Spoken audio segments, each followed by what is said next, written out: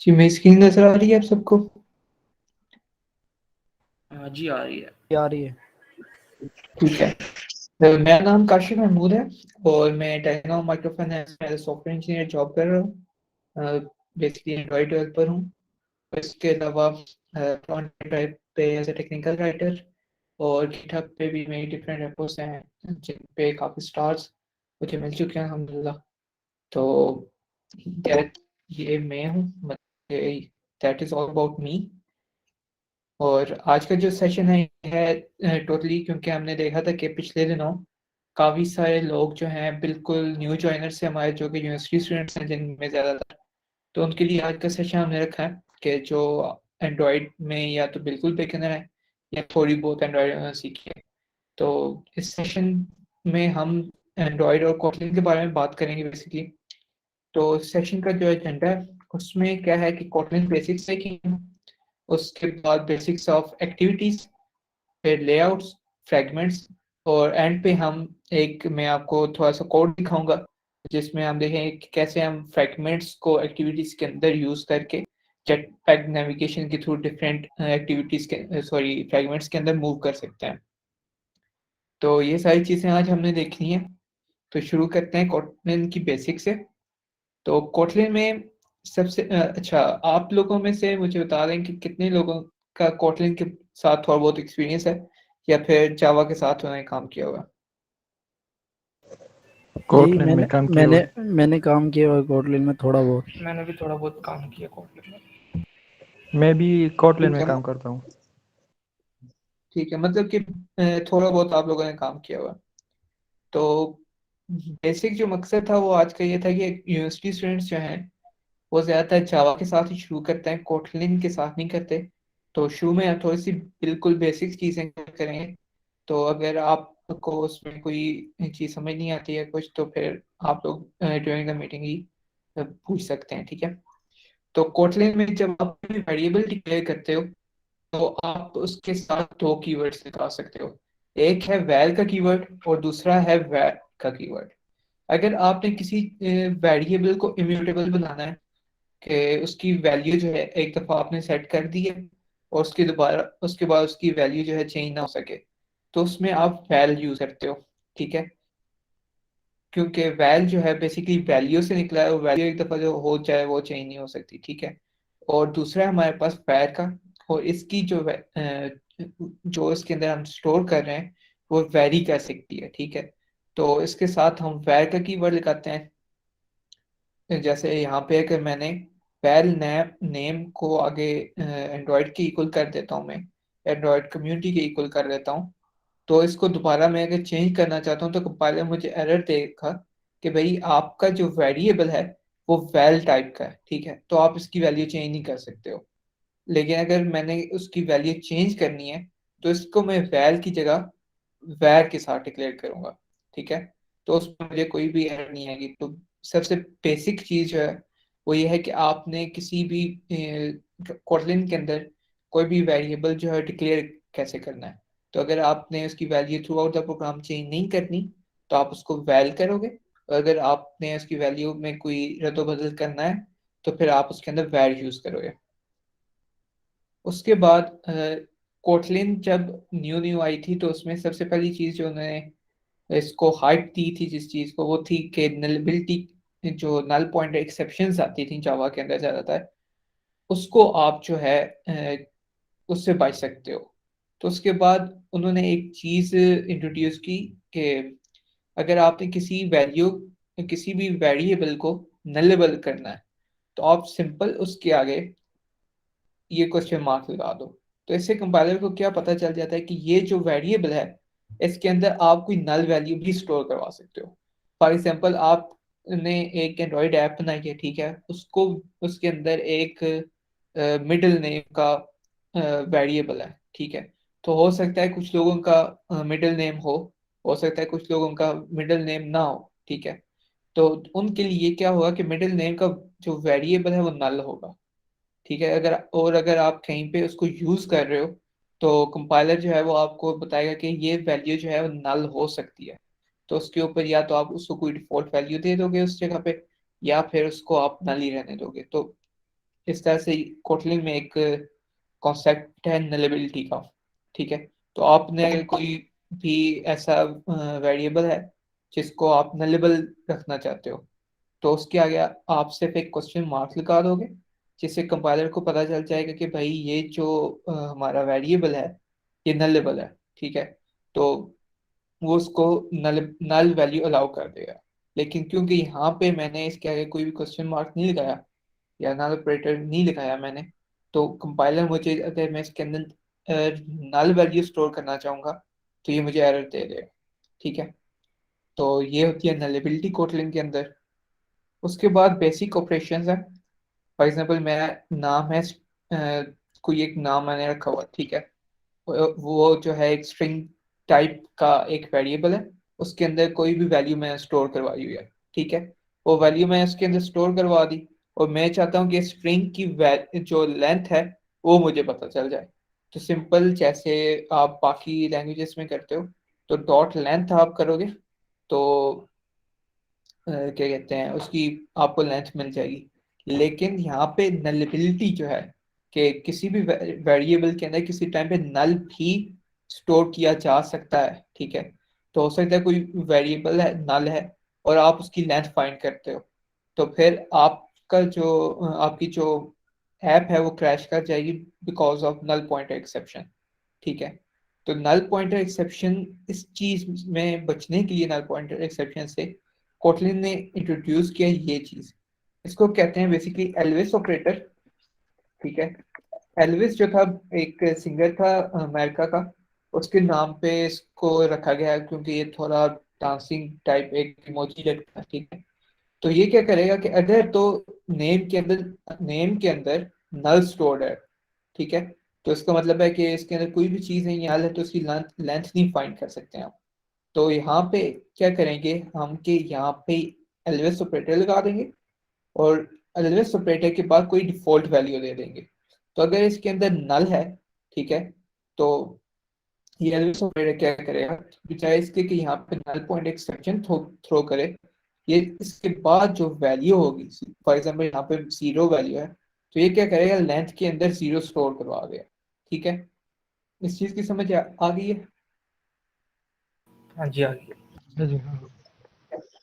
तो अगर आपने किसी भी वैल्यू को नल रखा हुआ है, ठीक है, तो नल रखने, जिस वैल्यू को आपने नलेबल रखा है, तो उसके साथ अगर आप कोई ऐसा ऑपरेशन परफॉर्म कर रहे हो, तो वहां पे लाजमी है आपके लिए कि आप यहाँ पे एल्वेस ऑपरेटर यूज करो, ताकि अगर उसमें किसी टाइम पे नल वैल्यू है और आप उसके ऊपर वो ऑपरेशन परफॉर्म कर रहे हो, तो बजाय इसके कि आपके ऐप जो है वो क्रैश हो जाए, उसके अंदर एल्वेस ऑपरेटर के बाद की जो डिफॉल्ट वैल्यू है वो आपके पास स्टोर हो जाएगी लेंथ के अंदर।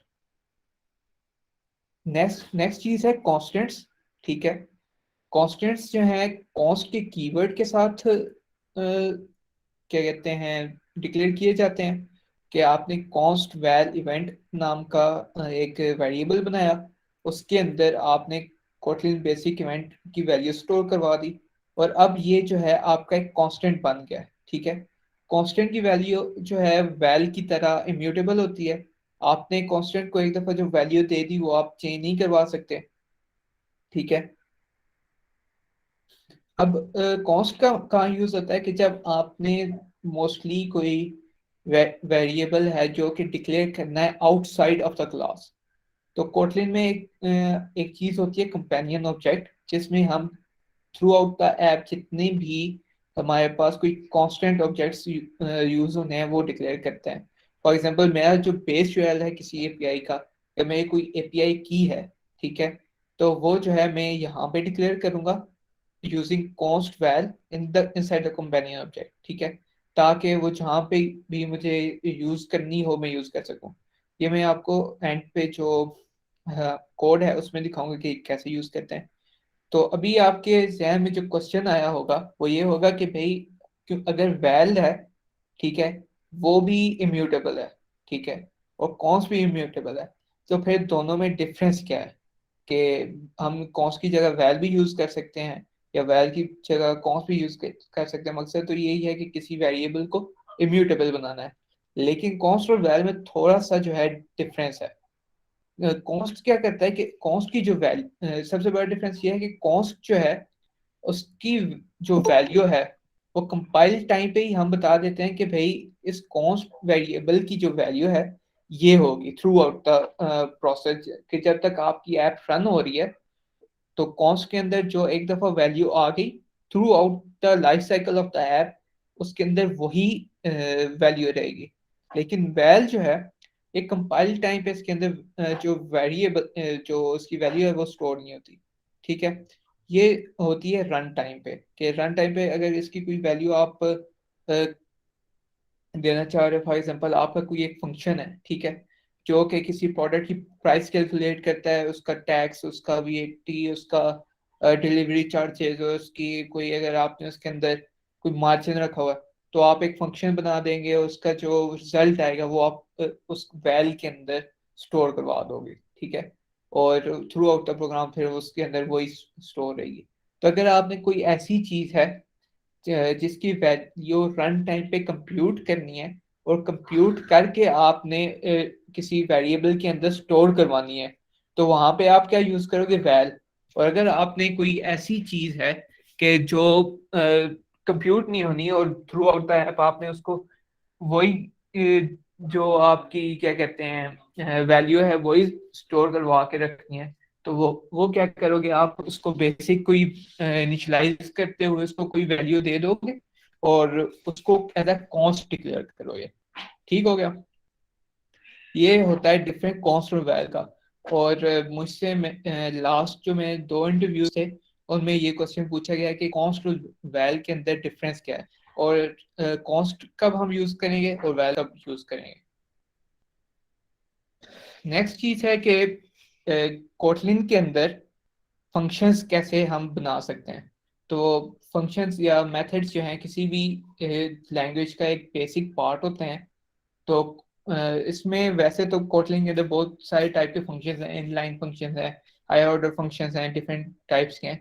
लेकिन सबसे जो बेसिक फंक्शन हम डिक्लेयर करते हैं उसमें सबसे पहले हमारे पास कीवर्ड होता है फन का, जो कि हमें बताता है कि यहाँ पे हमने एक फंक्शन डिक्लेयर करना है।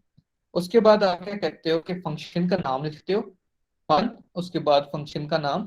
ठीक है, उसके बाद बाकी डिफरेंट लैंग्वेजेस में जिस तरह होता है आप ब्रैकेट्स लगाते हो। अब इसके अंदर आपने वेरिएबल कैसे बताना है कि यहाँ पे कौन सा वेरिएबल आएगा। तो सबसे पहले आप वेरिएबल का नाम दोगे, उसके बाद कॉलन, और कॉलन के बाद आप उस वेरिएबल का डेटा टाइप दोगे, और एंड पे उसकी उसी तरह कॉलन लगा के रिटर्न टाइप। लेकिन फॉर एग्जांपल आपका फंक्शन जो है वो बहुत छोटा सा है, तो आप क्या कर सकते हो कि बजाय इसके कि आप ये सारा कुछ करो, आप सिंपल यहाँ पे इक्वल कर दो। और फॉर एग्जांपल मैंने कोई चीज मल्टीप्लाई करवानी है पैरामीटर 1 के साथ, तो मैं क्या करूंगा, पैरामीटर 1 मल्टीप्लाई बाई 2 प्लस 87 या कुछ भी। तो ये क्या करेगा कि इसको कंप्यूट करके इसकी जो वैल्यू आएगी वो इसको रिटर्न कर देगा। तो ये जो एक्स्ट्रा हमारा बॉयलर प्लेट कोड जो है वो हमें लिखने की जरूरत नहीं पड़ेगी। तो कोटलिन क्योंकि कोटलिन के फंक्शंस फन है, तो इसमें आप इस तरह की काफ़ी चीज़ें यूज़ कर सकते हो, जो कि हम कह सकते हैं कि बॉयलर प्लेट कोड है। तो आप उसको यूज़ किए बगैर सिंपल इक्वल लगा के उसके अंदर जितनी भी चीज़ें रिटर्न करवा सकते हो। उसके बाद एक बहुत ही इम्पोर्टेंट कॉन्सेप्ट जो है कोटलिन के अंदर वो है लेट इनिट। तो आपने जितनी भी प्रोग्रामिंग लैंग्वेजेस देखी होंगी उनमें ये होता है कि आपको, खैर जितनी तो नहीं, अगर आप सी प्लस प्लस में किसी चीज़ को इनिशियलाइज नहीं करवाते हो तो उसको वो कोई मसला नहीं करती। लेकिन अगर जिन लोगों ने जावा यूज़ की हुई है, तो जावा में जब आप कोई भी वेरिएबल डिक्लेयर करते हो तो उसमें क्या होता है कि आपको उसकी कोई ना कोई वैल्यू इनिशियलाइजेशन के टाइम देनी पड़ती है, और अगर आपको उसको कोई वैल्यू नहीं देते हो तो वो आपको एरर थ्रो कर देता है। ठीक है, तो कोटलिन क्या करती है, एक कॉन्सेप्ट आपको देती है लेट इनिट का। लेट इनिट का मतलब है लेट इनिशियलाइजेशन। तो अगर आपका कोई वेरिएबल है जिसके जिसकी वैल्यू आपको करेंटली पता नहीं है, आपको नहीं पता कि इसके अंदर कौन सी वैल्यू स्टोर होनी है, या फिर जैसे कि हमने पिछली स्लाइड में किया कि कोई चीज़ कंप्यूट होगी फिर इसके अंदर आनी है, तो आपको नहीं पता कि इसकी वैल्यू क्या आएगी या कब आएगी। तो आप क्या करते हो कि कोटलिन को बताते हो कि ये जो वेरिएबल है ये लेट इनिट है। तो लेट इनिट एक टाइप का प्रॉमिस होता है कि आप कंपाइलर को कहते हो कि भाई मेरा वादा है आपसे, ठीक है भाई, आप फिलहाल मुझे छोड़ दो, तो मैं जो है आगे जाके इसकी वैल्यू दे दूंगा, ठीक है। तो आप आगे अपने प्रोग्राम में कहीं पे भी जाके इसको कोई वैल्यू दे सकते हो, ठीक है। लेट इनिशियलाइजेशन का मतलब है कि प्रोग्राम की लाइफ साइकिल में कहीं पे इसको वैल्यू मिल जाएगी, लेकिन अभी मैं इसको कोई वैल्यू नहीं देता, ठीक है। लेकिन फॉर एग्जांपल अगर आपने इसको कोई वैल्यू नहीं दी, लेकिन वैल्यू दिए बगैर आप इसको यूज करने लगे हो, फॉर एग्जांपल ये जो नंबर का वेरिएबल है, अब नंबर का वेरिएबल जो है इसको मैं कोई भी वैल्यू नहीं दी, ठीक है, और इसको मैं क्या करता हूँ नंबर मल्टीप्लाई बाय 2 कर देता हूँ, तो वहां पे आपको एक एक्सेप्शन आ जाएगी कि जो आपका वेरिएबल है वो इनिशियलाइज नहीं हुआ। तो इसको यूज करने से पहले जरूरी है कि आप इसको इनिशियलाइज करो। तो बगैर इनिशियलाइज किए आप इसको यूज नहीं कर सकते। तो जैसा कि मैंने बताया कि लेट इनिट जो है वो एक प्रॉमिस है कि भाई ये जो है वेरिएबल इसको मैं आगे जाके कहीं वैल्यू दूंगा, तो जब तक आप इसको वैल्यू नहीं देते तो आप इसको यूज नहीं कर सकते, ठीक है। ये होता है लेट इनिट। उसके बाद एक और कॉन्सेप्ट है लेजी का, ठीक है। अब लेजी क्या है कि आपका कोई एक वेरिएबल है, ठीक है, आप चाहते हो कि इसके अंदर कोई भी वैल्यू सिर्फ तब आए जब ये यूज हो, ठीक है। तो लेजी का कीवर्ड क्या करता है कि इसकी लेजी इनिशियलाइजेशन करता है, कि जैसे ही ये डिक्लेयर हुआ उस वक्त इसकी इनिशियलाइजेशन नहीं करेगा, ठीक है, इसके अंदर कोई भी वैल्यू स्टोर नहीं करेगा जब तक कि इस ये यूज नहीं होता। फॉर एग्जाम्पल यहाँ पे फाइंड व्यू बाय आईडी की जो कॉल है एक काफी हैवी किस्म की कॉल है, ठीक है। तो इसमें जब हम इसको बाय लेजी इनिशियलाइज करेंगे तो जब तक हम नेम टेक्स्ट व्यू को यूज नहीं कर रहे कहीं पे, ठीक है, हम इसका टेक्स्ट नहीं गेट कर रहे या सेट टेक्स्ट नहीं कर रहे, तो तब तक ये फाइंड व्यू बाय आईडी वाला जो ऑपरेशन है ये रन नहीं होगा जब तक कि हमने इसको यूज नहीं किया। लेकिन जैसे ही हम इसको कहीं पे यूज करेंगे तो ये कंपाइलर का काम है कि ये इसको उस वक्त इनिशियलाइज कर दे, उसके अंदर जो वैल्यूज ने इस ऑपरेशन के बाद स्टोर करवानी है तो वो उसके अंदर वो स्टोर करवा देगा। तो दैट इज लेजी इनिशियलाइजेशन या बाय लेजी कॉन्सेप्ट है कोटलिन के अंदर। नेक्स्ट चीज पे आते हैं जो कि है एक्टिविटीज। अब एंड्रॉयड के अंदर सबसे जो बेसिक चीज़ है वो है एक्टिविटी। कि आपके पास स्क्रीन के ऊपर जो चीज़ भी नज़र आ रही है वो एक एक्टिविटी है, ठीक है। और उसके अंदर जितनी भी इंट्रैक्शंस आप कर रहे हो वो जो कुछ भी है वो एक एक्टिविटी के साथ ही आप कर रहे हो। तो जो बेसिक एक पार्ट है यूआई का वो है एंड्रॉयड के अंदर एक्टिविटीज़, ठीक है। अब एक्टिविटीज़ का ना अपना एक लाइफ साइकिल है, ठीक है, जो कि आप जब ऐप बना रहे होते हो तो आपको ध्यान में रखना होता है। तो जब भी आप ऐप ओपन करते हो तो उसकी जो मेन एक्टिविटी होती है, जो उसकी लॉन्चर या फर्स्ट एक्टिविटी है, उसका एक लाइफ साइकिल कॉल होता है। सबसे पहले इसके अंदर ऑन क्रिएट कॉल होता है जिसके अंदर आप उसका लेआउट वगैरह और जो चीज़ें आपने उसके अंदर इनिशियलाइजेशन करनी है वो करते हो। उसके बाद एक्टिविटी स्टार्ट होती है, उसके बाद एक्टिविटी रिज्यूम होती है, और एंड के ऊपर एक्टिविटी जो है रन होके आपकी फ़ोन की डिस्प्ले के ऊपर आ जाती है उस ऐप की, ठीक है। इसी तरह जब आप उसको बैकग्राउंड पे लेके जाते हो तो सबसे पहले उसका ऑन पॉज कॉल होता है, उसके बाद ऑन स्टॉप कॉल होता है, ठीक है। और इसी तरह फिर ऐप चलती रहती है जब तक कि आप उसको बैक जाके किल ना करो। तो जब किल होती है तो ऑन डिस्ट्रॉय कॉल होता है और एक्टिविटी जो है वो शट डाउन हो जाती है। अब ये कॉन्सेप्ट जो है इम्पोर्टेंट क्यों है, ठीक है। फॉर एग्जांपल आप की ऐप के अंदर डिफरेंट एक्टिविटीज़ है, मल्टीपल एक्टिविटीज़ है आपकी ऐप के अंदर, और आपने कोई एपीआई कॉल्स करनी है कि जैसे ही वो बंदा उस एक्टिविटी के ऊपर वापस आए तो जो उसका डेटा है उसके अंदर वो उसको अपडेटेड मिले, ठीक है। तो इसमें आप क्या करोगे, ऑन रिज्यूम यूज करोगे। ऑन रिज्यूम के अंदर आप एपीआई कॉल्स करवा दोगे ताकि एक्टिविटी डिस्प्ले होने से पहले पहले जो उसका डेटा है उस एक्टिविटी के अंदर वो जो है उसको नजर आ जाए। इसी तरह अगर आपने जैसे ही एक्टिविटी उसकी एक एक्टिविटी से दूसरी एक्टिविटी में स्विच करता है तो आपकी जो बैक पे कोई एपीआई कॉल्स चल रही हैं तो आप चाहोगे कि वो रुक जाएं ताकि रिसोर्सेज जो हैं वो आपके फ्री रहें। आपके रिसोर्सेज जो हैं वो ऐप कहीं बैकग्राउंड पे किसी और चीज़ पे काम ना कर रही हो जो कि अभी उसकी ज़रूरत ही नहीं है, तो आप ऑन पॉज में उसको स्टॉप कर दोगे। तो इस तरह डिफरेंट जो लाइफ साइकिल जो एक्टिविटी का लाइफ साइकिल है वो उसके अपने अपनी फंक्शनैलिटीज़ हैं, उसको यूज़ करने के लिए आपकी बहुत सारी फंक्शनैलिटीज़ जो अचीव करने के लिए एक्टिविटी का लाइफ साइकिल है उसके आप यूज़ करते हो। ठीक है, अच्छा। अ, एक चीज़ है कि ऑन डिस्ट्रॉय का यहाँ पे एक मेथड है, ठीक है, कि ये जो ऑन डिस्ट्रॉय का मेथड है, ठीक है, तो इससे पहले हमारे पास दो फंक्शन है, ऑन पॉज का और ऑन स्टॉप का। ठीक है, अब क्वेश्चन ये है कि ऑन पॉज से पहले ऑन डिस्ट्रॉय कॉल हो सकता है कि नहीं।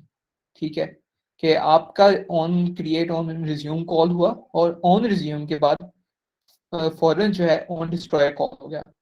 अब ये भी जो है मेरे से अब पता नहीं ये कोई बहुत कंसेप्चुअल क्वेश्चन है क्या है, लेकिन मुझसे मुख्तलिफ जो इंटरव्यूज थे उनमें पूछा जाता रहा है कि भाई आप बताओ कि फौरन ऑन डिस्ट्रॉय कॉल हो सकता है कि नहीं।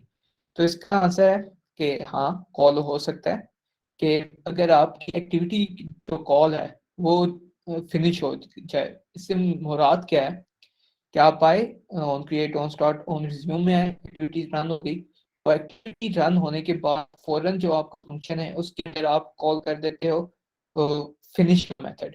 फिनिश का मेथड क्या करता है कि जो आपकी एक्टिविटी है उसको वहीं पे फिनिश कर देता है, खत्म कर देता है। तो क्योंकि एक्टिविटी फिनिश हो गई है तो फौरन आपका जो ऑन डिस्ट्रॉय का मेथड है वो कॉल हो जाएगा।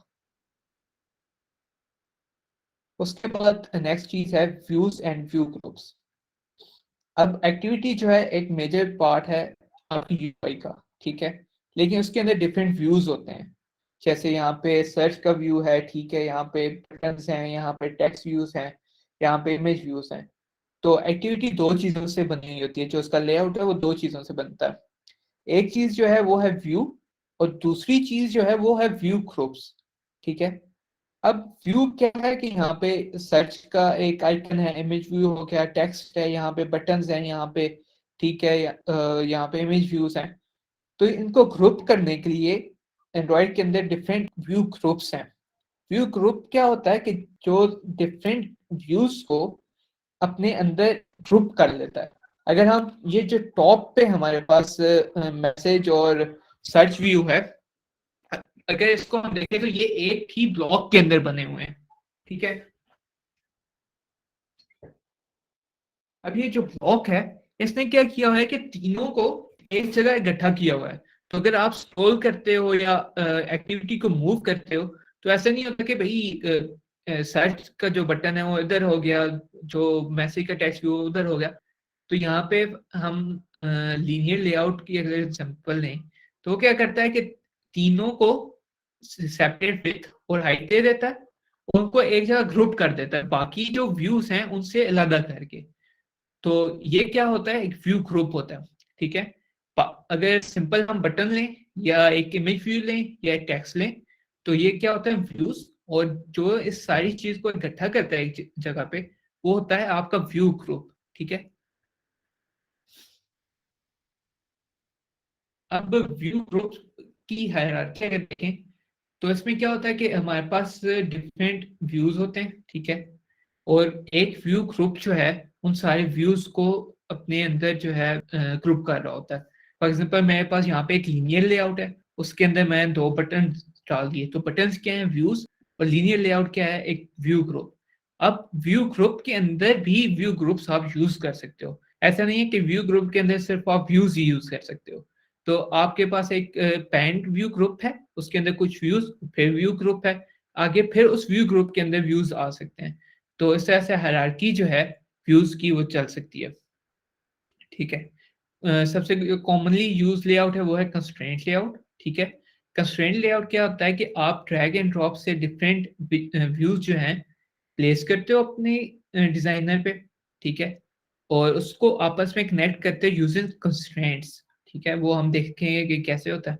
तो सबसे जो इजी है और ज्यादा पावरफुल है वो इस वक्त हमारे पास कंस्ट्रेंट लेआउट है, जिसको यूज करके हम बहुत ही जल्दी बहुत ही कॉम्प्लेक्स लेआउट्स को बना सकते हैं। उसके बाद एक और मेजर कॉन्सेप्ट है लॉन्च मोड्स, कि आपकी एक्टिविटी हमने देखा यहाँ पे एक्टिविटी लाइफ साइकिल है और एक्टिविटी लॉन्च होती है सबसे पहले।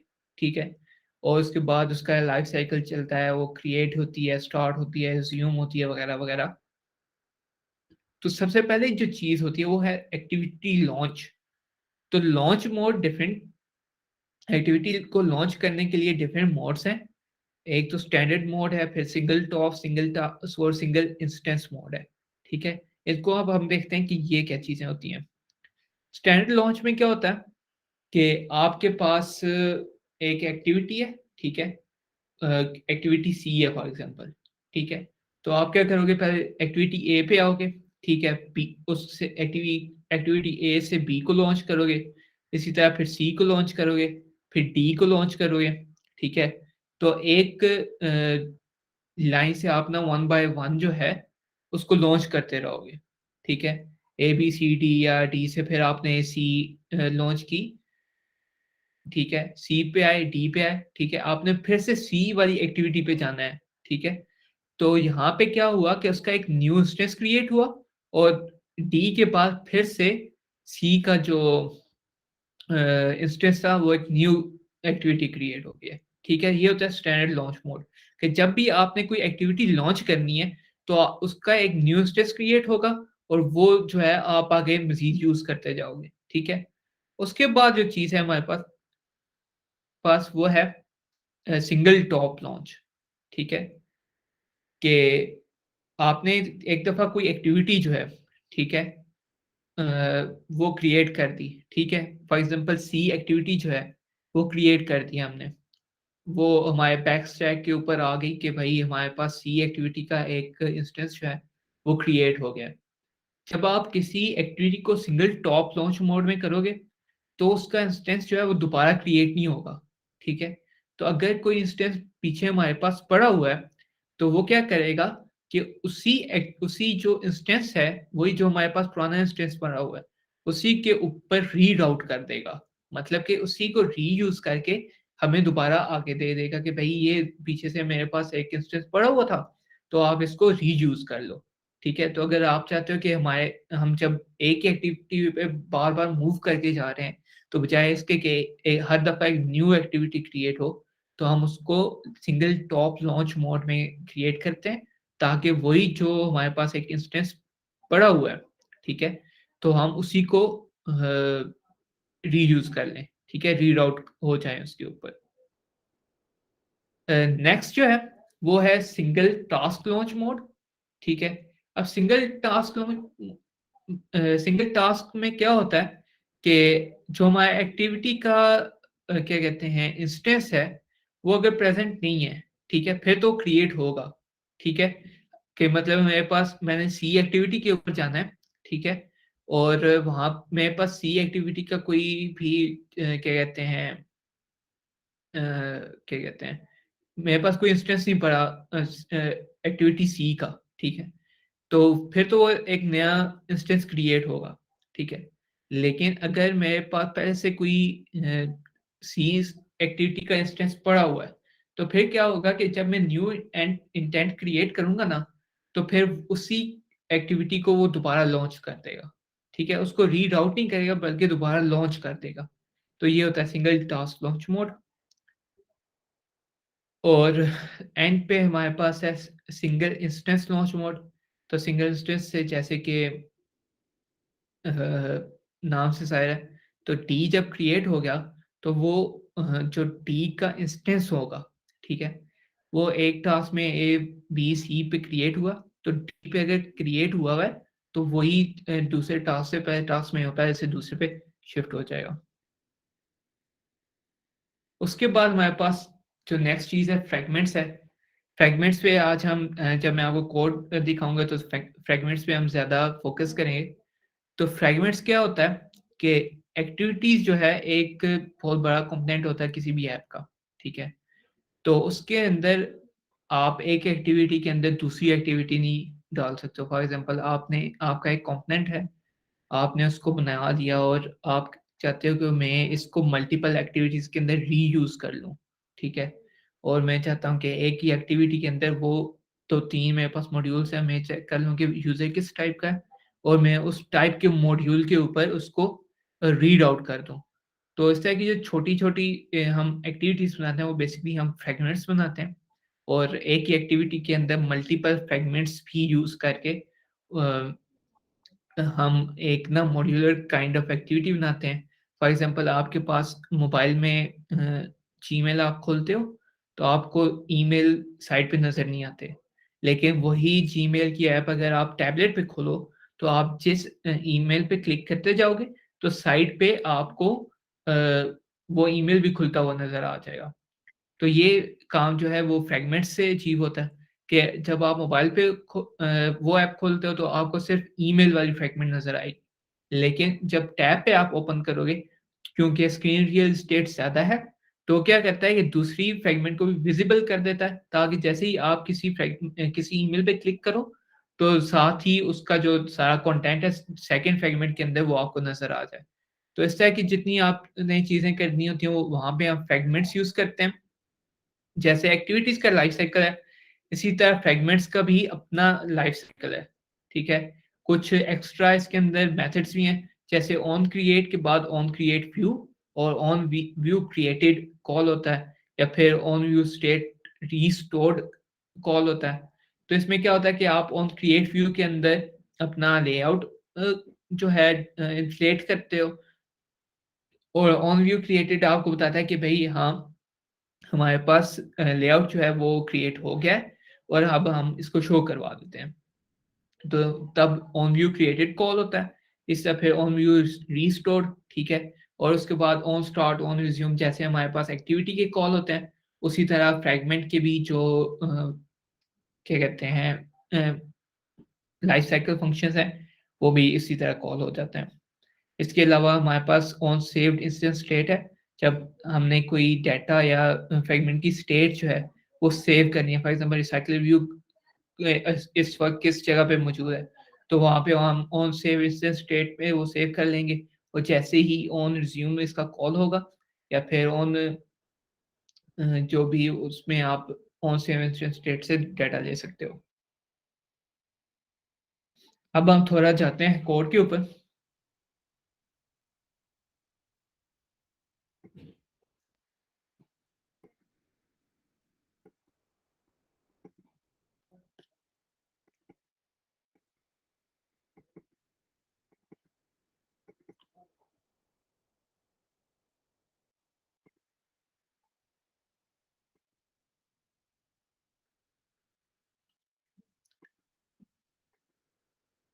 मैं ये शो हो रहा है, आप लोगों को स्क्रीन शो हो रही है? हाँ जी हो रही है। हो रही है। ठीक है, मेरे पास यहाँ पे एक नेविगेशन ग्राफ है, ठीक है।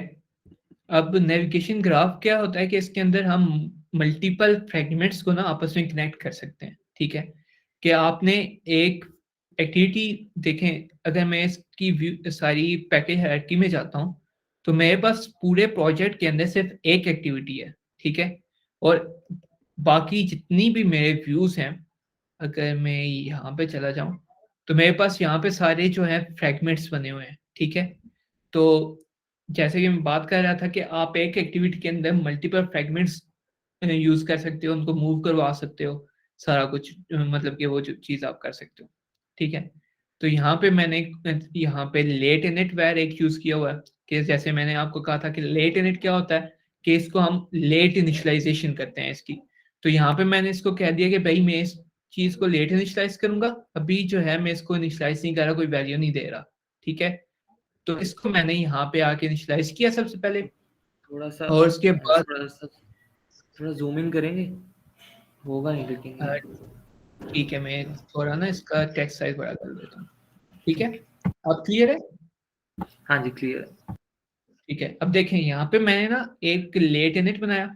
ठीक है, इसको मैंने कह दिया कि भाई ये जो बाइंडिंग का मेरे पास ऑब्जेक्ट है, ठीक है, तो इसको मैं लेट इनिशियलाइज करूंगा। ठीक है, यहाँ पे मैंने इसको कोई वैल्यू नहीं दी, तो जैसे ही मैं ऑन व्यू क्रिएटेड कॉल हुआ तो मैंने इसको इसकी वैल्यू जो है वो दे दिया, इसको इनिशियलाइज करवा दिया, बाद में इसको मैंने यूज किया। ठीक है, अगर मैं क्या करता हूँ कि इसको कोई वैल्यू दिए बगैर अगर ये काम कर देता हूँ या ये काम कर देता हूँ, तो ये मुझे एक्सेप्शन थ्रो कर देगा कि भाई आपने इसको इनिशियलाइज किया ही नहीं, तो इसको यूज कैसे कर रहे हो। ठीक है, तो वो मुझे ना थोड़ा गुस्से में आ जाएगा। ठीक है, तो ये होता है लेट इनिट। ठीक है, लेट इनिट की समझ आ गई। अब यहाँ पे मैंने एक वैल टाइप का ऑब्जेक्ट बनाया। अब अगर मैं क्या करता हूँ कि इसी आर्टिकल व्यू मॉडल्स को थोड़ी न्यू वैल्यू देने की कोशिश करता हूँ। ठीक है, तो ये मुझे क्या कह रहा है कि वैल कैन नॉट बी रीअसाइंड। ठीक है, कि अगर आप कोई वैल टाइप का ऑब्जेक्ट क्रिएट करते हो तो आप उसको रीअसाइन नहीं कर सकते उसकी वैल्यू। ठीक है, ये हो गया हमारा लेटेनेंट वैल और वैल। उसके बाद मेरे पास अगर मैं यहाँ पे हूँ तो यहाँ पे मैंने सारे कॉन्स्ट वैल्यूज किए हैं। क्यों? क्योंकि इनकी वैल्यू मुझे पता थी, वहां पे मुझे पता नहीं थी कि व्यू मॉडल के अंदर क्या वैल्यू आएगी। ठीक है, तो उसको मैंने वैल्यूज किया, और क्योंकि यहाँ पे मुझे पता है कि भाई मेरे पास जो वैल्यू है वो यही रहनी है, तो इसको मैंने कॉन्स्ट वैल कर दिया ताकि इसकी वैल्यू जो है कंपाइल टाइम पे ही सेट हो जाए। ठीक है, तो ये हो गया हमारे पास वैल। उसके बाद ये हमारी मेन एक्टिविटी, और अब हम आते हैं नेविगेशन ग्राफ के ऊपर। अब मेरे पास डिफरेंट फ्रेगमेंट्स हैं जो आपस में कनेक्टेड हैं। ठीक है, अब यहाँ पे 3 फ्रेगमेंट्स मैंने आपस में काइंडली कनेक्ट इसको किए। थोड़ा जूम करना। एक मिनट यार, मेरे ख्याल में ये तो जूम नहीं होगी। ठीक, अब कुछ बेहतर है? सही अब। ठीक है, मेरे पास 3 फ्रेगमेंट्स हैं, एक सोर्स फ्रेगमेंट है, एक न्यूज फ्रॉम सोर्स फ्रेगमेंट है, और आर्टिकल डिटेल्स फ्रेगमेंट है मेरे पास एक। ठीक है, अब ये तीनों फ्रेगमेंट्स जो है आपस में कनेक्टेड हैं। मैंने सिंपल एरो यहाँ से उठाया, यहाँ पे कनेक्ट कर दिया, यहाँ से उठाया, यहाँ पे कनेक्ट कर दिया। अब मैं अगर लेआउट्स में जाऊं अपने, तो मेरे पास मेन एक्टिविटी है, और इसके अंदर मैंने एक फ्रेगमेंट कंटेनर व्यू डाला हुआ है। तो अब क्या होगा कि जब मैं ये ऐप यूज कर रहा हूँ तो मेरे एक ही एक्टिविटी के अंदर मल्टीपल फ्रेगमेंट्स जो हैं स्विच इन और स्विच आउट हो रहे होंगे। ठीक है, तो मैंने क्या किया कि मल्टीपल मॉड्यूल्स बना दिए छोटे छोटे फ्रेगमेंट्स के। ठीक है, और इन फ्रेगमेंट्स को मैं अपनी मेन एक्टिविटी के अंदर स्विच करवा दूंगा, तो मेरी ऐप उसी तरह चलेगी जैसे अगर मैं एक्टिविटीज यूज करके बना रहा हूँ उसे। लेकिन क्योंकि मैंने फ्रेगमेंट्स यूज किए हैं, तो फ्रेगमेंट्स यूज करके मैं उसको मॉड्यूलर बना दिया। मतलब कि जब उसके अंदर जो एक्टिविटी के अंदर जब मैं मेरी मर्जी में उसके अंदर जो भी व्यू शो करवाना चाहूँ मैं उसके अंदर करवा सकता हूँ। ठीक है, अब एक और चीज हमने देखी थी व्यू ग्रुप्स के बारे में। तो यहाँ पे क्या है, लीनियर लेआउट जो है हमारे पास एक व्यू ग्रुप है। ठीक है, और इस व्यू ग्रुप के अंदर ये मेरे पास कार्ड व्यू है, इमेज व्यू है। तो ये डिफरेंट जो व्यूज हैं मैंने इस एक व्यू ग्रुप के अंदर वो किए हुए हैं, क्या कहते हैं, ग्रुप किए हुए हैं।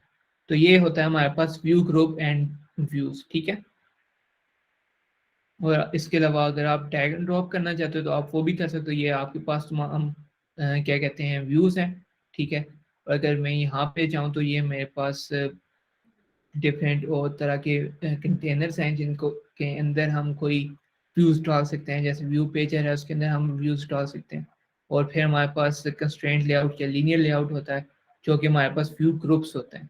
ठीक है, तो ये होते हैं फ्रेगमेंट्स और क्या कहते हैं एक्टिविटीज।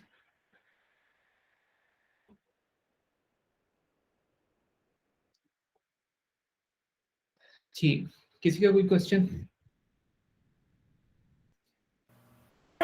जी मेरा एक क्वेश्चन है कि वो आपने मतलब लेट इनट वार और लेजी के बारे में बता रहे थे, लेजी कीवर्ड के बारे में, इन दोनों में क्या डिफरेंस है? ठीक है, मैं इसको रिपीट कर देता हूँ। उससे पहले हमारे पास एक और चीज़ है जो कि मैं ज़रा आपको दिखा दूँ।